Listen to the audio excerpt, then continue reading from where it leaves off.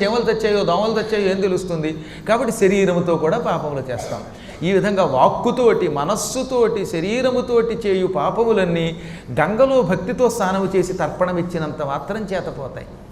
ఇంకా ఏమన్నాడు తెలుసిన భీష్ముడు, గంగా నదిలో స్నానం చేయలేని దురదృష్టవంతులు కొందరు ఉంటారట.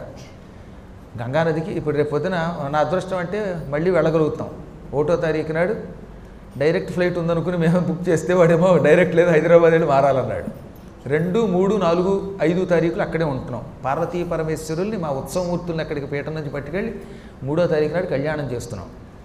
ఈ కాశీ రాలేని వాళ్ళు కొంతమంది ఉన్నారంటే, గురువుగారు మీరు ఎడుతున్నారు వద్దామంటే డబ్బులు లేవు సమయానికి, పోనీ డబ్బులున్నా రాలేకపోతున్నాం ఏం చేయమని మా ఏలూరు పీఠం వాళ్ళు అడిగారు నిజంగా.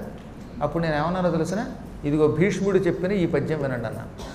అందరం గంగకి వెళ్ళలేం, స్నానం చేయలేం, ఈశ్వరుని చూడలేం. అప్పుడు ఏం చేయమన్నాడు, విను గంగ గంగ అనుకీర్తనములతో ఒండు నీట మునిగిన అజ్జనులు దురితములు తొరగుదురని ఆర్యులు చెప్పవిందు నంచిత చరిత.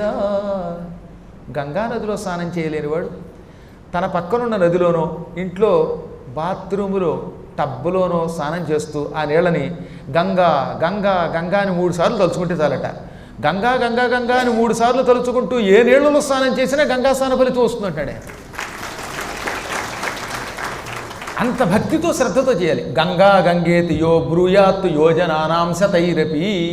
శ్లోకం మూలంలో ఏమని, ఎవడైనా 100 యోజనములు దూరంలో ఉండి, యోజనం అంటే 8 మైళ్ళు, 100 యోజనాలు అంటే 800 మైళ్ళు దూరంలో ఉండి కూడా గంగా గంగా గంగా అనుకుంటూ బాత్రూములో ఉన్న నీళ్లలో స్నానం చేసిన అటువంటి వాడికి గంగా స్నాన ఫలితం వస్తుంది. కాశీకి అంత గొప్పతనం, గంగకి అంత గొప్పతనం.